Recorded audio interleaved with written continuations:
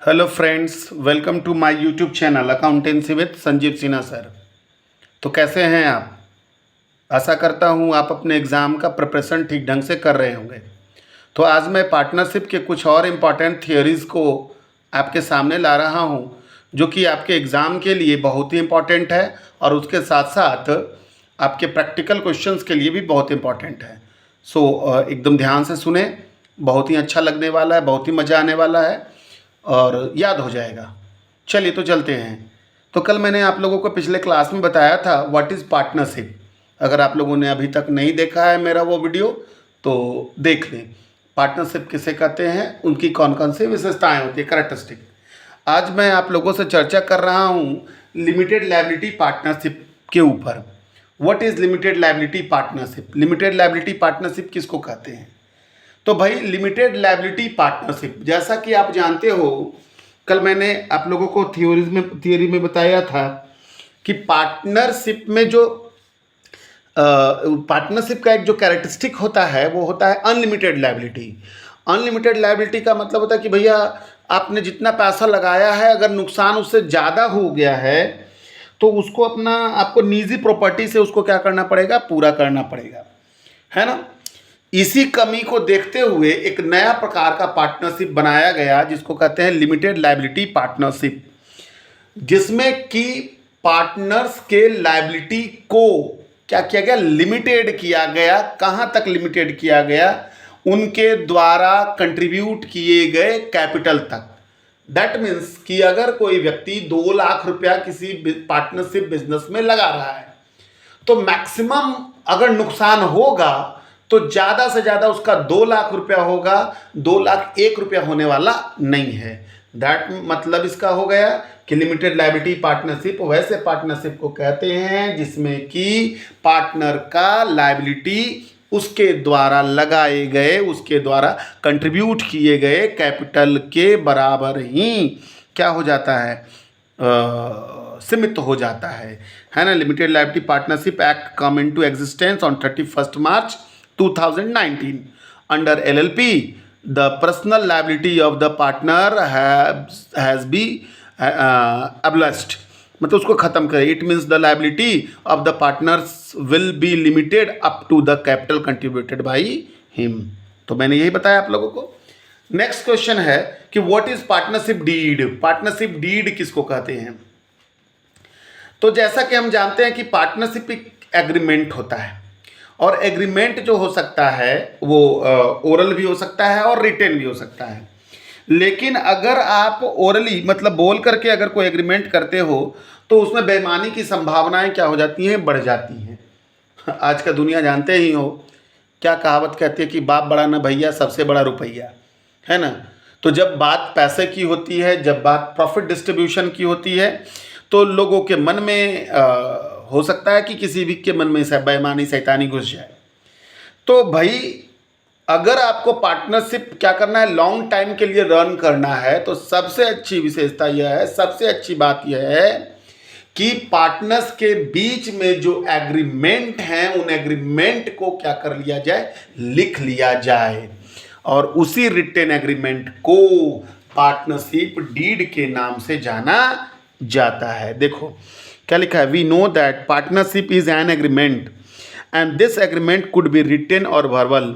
मतलब जैसा कि हम जानते हैं कि पार्टनरशिप एक एग्रीमेंट होता है और ये एग्रीमेंट जो हो सकते हैं रिटेन में भी हो सकते हैं और वर्बल में भी हो सकते हैं, है ना।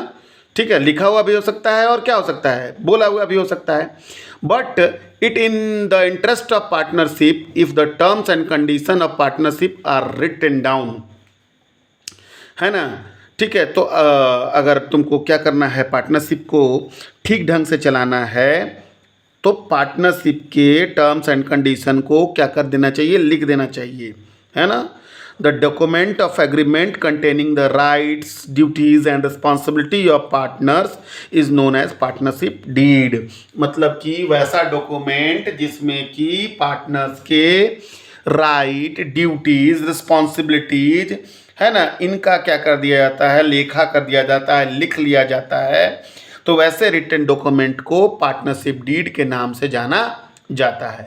It should be properly stamped, ये प्रॉपरली स्टैम्प होता है, इसमें प्रॉपरली मोहर लगा हुआ होता है। And partnership deed could be registered और अनरजिस्टर्ड, मतलब पार्टनरशिप डीड का रजिस्ट्रेशन करवाया भी जा सकता है और नहीं करवाया जा सकता है। तो इसमें कई ऑब्जेक्टिव क्वेश्चन हो सकते हैं कि भैया पार्टनरशिप एग्रीमेंट जो हो सकता है वो रिटन होगा कि वर्बल, तो दोनों हो जाएगा, रिटन भी हो सकता है, क्या हो सकता है, वर्बल भी हो सकता है। फिर एक क्या है कि पार्टनरशिप डीड में रजिस्टर्ड भी हो सकता है और क्या हो सकता है, अनरजिस्टर्ड भी हो सकता है, ये भी एक ऑब्जेक्टिव क्वेश्चन बन रहा है। अब है तीसरा है कि पार्टनरशिप जो डॉक्यूमेंट होता है उसमें पार्टनर्स के राइट, ड्यूटीज, रिस्पॉन्सिबिलिटी इत्यादि को क्या करना चाहिए, लिख देना चाहिए। तो ये बातें हो गई किसके बारे में, पार्टनरशिप डीड के बारे में है। अगर मैं आप लोगों को बता दूं कि पार्टनरशिप डीड में क्या क्या होता है लिखा गया, तो पार्टनरशिप डीड में पार्टनर का नाम, पार्टनर का एड्रेस, है ना, ठीक है, प्रॉफिट शेयरिंग रेशियो, मतलब कैसे प्रॉफिट बांटेगा, अगर पार्टनर को सैलरी मिलना है तो कितना सैलरी मिलेगा, मतलब salary to partner, commission to partner, interest on capital, अगर पार्टनर ने कैपिटल लगाया है तो कुछ उस पर क्या कुछ इंटरेस्ट मिलेगा, इंटरेस्ट ऑन ड्राइंग, मतलब कि पार्टनर ने अगर ड्राइंग किया, अपने यूज़ के लिए पैसा निकाला है तो उस पर कितना क्या मिलेगा, इंटरेस्ट मिलेगा इत्यादि, है ना। तो ये हो गया पार्टनरशिप डीड, और पार्टनरशिप डीड में क्या क्या लिखा जाता है। नेक्स्ट है कि what are the rules applicable in the absence of partnership deed. बहुत इंपॉर्टेंट क्वेश्चन है ये। क्वेश्चन आप लोगों को एकदम दिमाग में रखना चाहिए फॉर योर प्रैक्टिकल, आगे के प्रैक्टिकल के लिए और थ्योरेटिकल दोनों चीज़ के लिए। तो क्या बोलता है, what are the rules applicable in the absence of partnership deed, मतलब अगर पार्टनरशिप डीड ना हो, जैसा कि हम लोग दो दोस्त हैं, मिल गए, छोड़े, अरे यार छोड़ो ना, हम लोग थोड़े बेईमानी करेंगे, हम लोगों ने क्या कर लिया, पार्टनरशिप डीड बना लिया। सॉरी, हम लोगों ने पार्टनरशिप डीड नहीं बनाया है, बनाया भी तो ओरली। अब हम लोगों में क्या हो गया, झगड़ा हो गया, डिस्प्यूट हो गया, क्योंकि झगड़ा तो जानते हो, है ना, कि रुपया के मामले में किसी से भी हो सकता है। तो झगड़ा हो गया, तो झगड़ा हो गया, तो अब ये झगड़ा सुलझेगा कैसे, तो सुलझेगा कैसे, तो रूल बना है कि in the absence of partnership deed Indian partnership act 1932 apply, मतलब अगर पार्टनरशिप डीड ना हो तो पार्टनरशिप एक्ट 1932 अप्लाई होता है। The provision of the act are as follow, मतलब इस एक्ट का निम्नलिखित प्रोविज़न है। तो देखो ये 5 प्रोविज़न आप लोगों को एकदम याद कर लेने चाहिए, अब बस याद क्या करना है, दिमाग में रखना है। जैसे पहला है profit loss should be in equal proportion, मतलब प्रॉफिट और लॉस को कैसे बांटना है, तो इक्वली बांटना है, मतलब बराबर बराबर, चाहे किसी पार्टनर ने कितनी भी कैपिटल क्यों ना कंट्रीब्यूट की हो। जैसे तुमसे कोई पूछ सकता है कि बताओ, राम ने लगाया 5 लाख, श्याम ने लगाया 10 लाख और उन्होंने पार्टनरशिप डीड नहीं बनाया, है ना, तो क्या पार्टनरशिप ये प्रॉफिट और लॉस इक्वल बंटना चाहिए? तो तुम कहेगा नहीं नहीं नहीं, ऐसा कैसे हो सकता है, एक लगाया 5 लाख, एक लगाया 10 लाख, तो पार्टनर प्रॉफिट ऐसे बटेगा तो अच्छी बात नहीं है। लेकिन भैया अच्छी बात यहाँ पर हम लोगों को कुछ लेना देना नहीं है। अगर पार्टनरशिप डीड नहीं बनाया गया है तो भैया प्रॉफिट पार्टनर के बीच में इक्वल बटेगा, चाहे किसी पार्टनर ने कितनी भी पूंजी क्यों ना लगा रखी हो। ओके। दूसरा है नो इंटरेस्ट ऑन कैपिटल, मतलब कि पूंजी पर कोई ब्याज नहीं दिया जाएगा, ठीक है ना, पार्टनर ने जो पूंजी लगाई उस पर कोई ब्याज नहीं होगा। फिर है नो इंटरेस्ट ऑन ड्राइंग, मतलब कि ड्राइंग पर कोई ब्याज नहीं कंपनी लेगी।